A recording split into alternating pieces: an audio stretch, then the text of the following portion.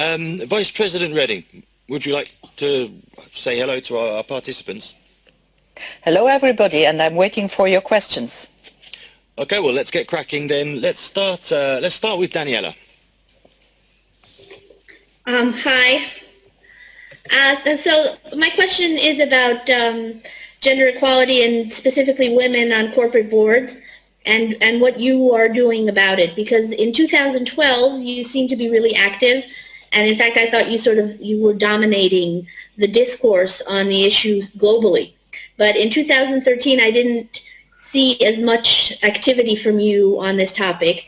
And so it feels to me like in Europe there is stagnation on this.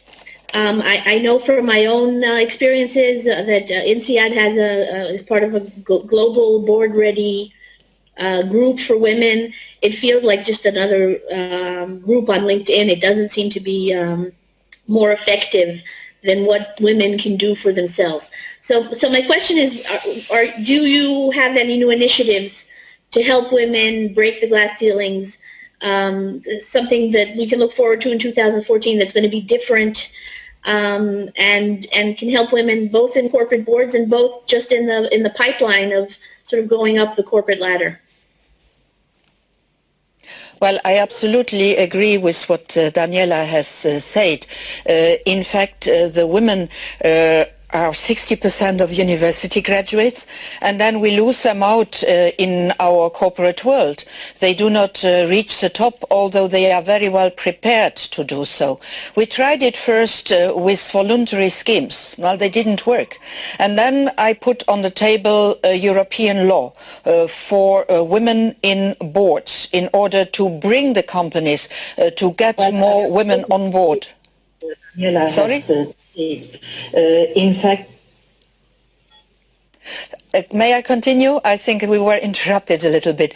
So this law is on the table. The European Parliament has voted for this law with an overwhelming majority. And now we are discussing with the governments in the ministerial meetings in order to have the governments also to endorse this law. But in the meantime, we are not only working on the law, we are also working on the reality. And there I must say that miracles have happened.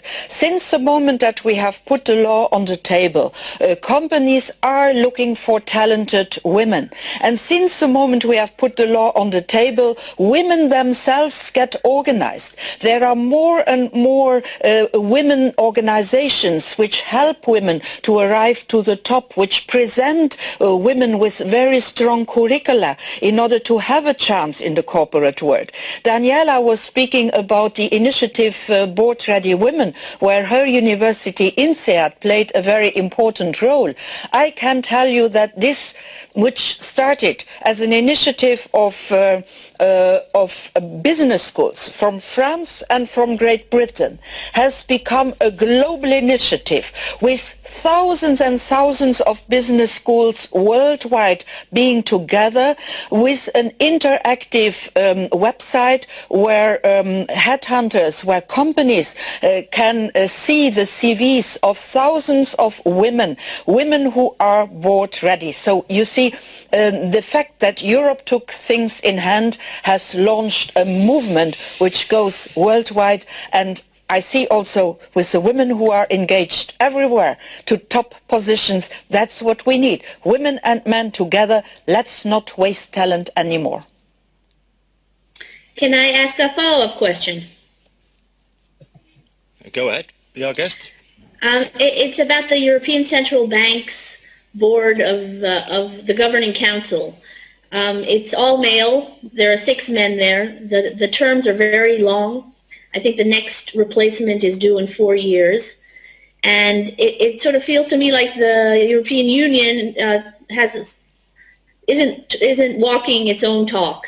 And can we expect one of the 6 men there to step down? Or do we have to wait for someone to retire? I looked up the board before this hangout on the internet, and there's a photo of all the management of the European Central Bank, and they're like 20-something men. And they're all white, and it looks like it could have been taken in the 19th century in black and white. So what do you think of this, and what can be done about it? You are absolutely right. The banking world is a grey world, is a world without colour. And that is why I am very happy to tell you that there is movement going on. The first women on top level have been nominated. Danielle Nouy, for example, a French woman who is now in the top positions, and also in the board of the central bank. A German woman has been nominated in order to replace the outgoing German male member. So I do believe that also in the central banks the message has been heard. The first women are coming up, and I wish them all the success to show that women know to do an as good business in central banks as men do.